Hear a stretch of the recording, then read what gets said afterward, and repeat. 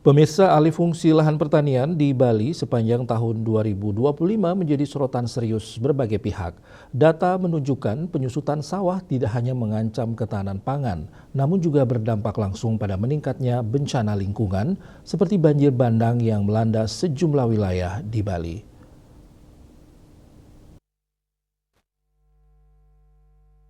Berdasarkan data Badan Pusat Statistik Bali dalam kurun waktu 6 tahun terakhir, sejak 2019 hingga 2024, sekitar 6.452 hektar lahan sawah di Bali telah beralih fungsi. Rata-rata laju alih fungsi lahan mencapai 1,53% per tahun. Luas lahan baku sawah yang sebelumnya tercatat 70.966 hektar pada tahun 2019, berdasarkan keputusan Menteri Agraria dan Tata Ruang, kini menyusut menjadi 64.474 hektar per Mei 2024. Penyusutan ini menjadi alarm keras bagi keberlanjutan lingkungan Pulau Bali. Sepanjang tahun 2025, persoalan alih fungsi lahan kembali mengemuka setelah terjadinya banjir bandang di sejumlah wilayah Bali. Selain curah hujan tinggi dan persoalan sampah, alih fungsi lahan dinilai memperparah kondisi banjir karena berkurangnya daya resap air. Di Kota Denpasar, pemerintah daerah secara terbuka mengakui bahwa tingginya alih fungsi lahan menjadi salah satu penyebab banjir. Pembangunan perumahan dan kawasan jasa yang tidak disertai sistem drainase memadai mempercepat genangan saat hujan deras. I Gusti Ngurah Jayanegara menyebutkan alih fungsi lahan di kota besar seperti Denpasar masih tergolong tinggi dan sulit dikendalikan, sehingga mengurangi daya resap air ketika volume hujan meningkat. Misalkan lahan sawah itu dan termasuk lahan-lahan yang dimanfaatkan untuk pertanian, untuk perkebunan, kita bebaskan pajak. Itu tujuan kita biar alih fungsi lahan ke lahan. Tapi di kota besar nih kan kita bisa dilindungi. Sering memang kita berhadapan dengan kontraktor nakal, kontrak jual kaplingan, pembangunan. Terus tahu kita berhadapan dengan masalah masyarakat yang membeli lahan. Kadang-kadang tidak ada drainasenya. Akhirnya kita bertemu dengan masyarakat yang beli rumah. Dia bilang, Pak Wali tiang nyicil niki di LPD niki keluar Pak Wali mati tiang gitu. Kadang-kadang itu juga dilema, tapi kita tidak boleh mencari alasan seperti itu. Tapi realita lapangannya seperti itu yang kami sering hadapi. Kadang-kadang kan ada jual kaplingan, beli, dia tidak tahu itu bermasalah, tidak boleh membangun. Padahal dia lagi nyicil. Nah, ini sering terjadi karena itu monitornya itu kan tidak bisa pemerintah secara langsung karena dia kan kita tidak tahu kapan dia jualan, itu kita tidak tahu. Dan artinya ini kan memang salah satu, kita tidak tutup mata, memang ini salah satu penyebab ini kan karena di Denpasar ini kan alih fungsi lahan juga tinggi. Pemerintah Kota Denpasar mengaku telah berupaya menekan laju alih fungsi lahan dengan memberikan perlindungan dan insentif bagi lahan pertanian, termasuk pembebasan pajak.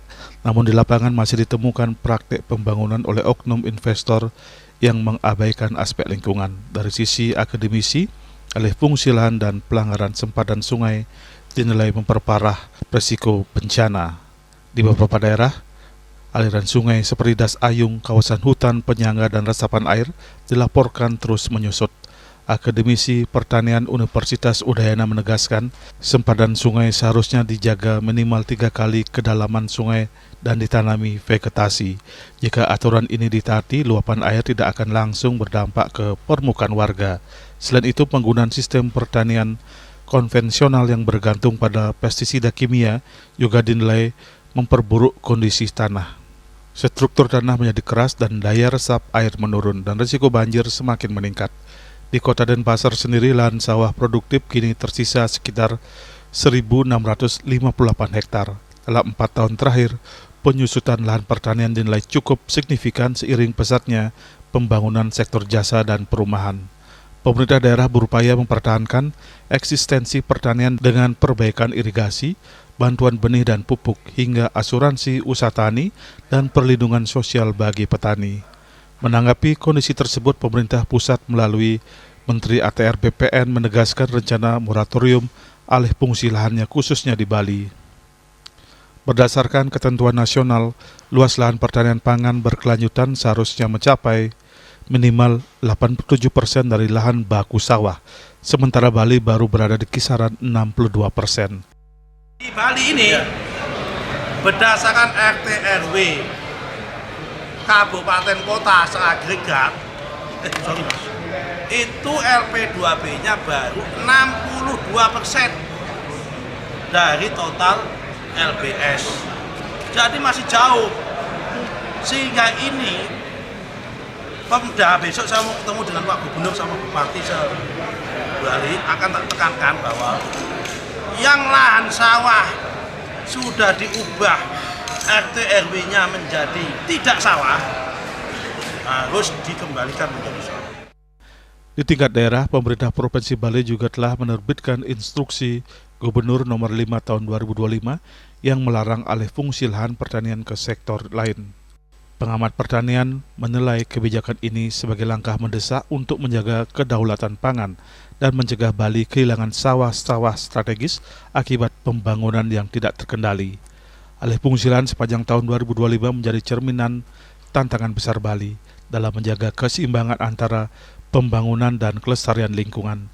Kolaborasi pemerintah, masyarakat, dan dunia usaha dinilai menjadi kunci agar Bali tidak kehilangan fungsi ekologisnya di masa depan.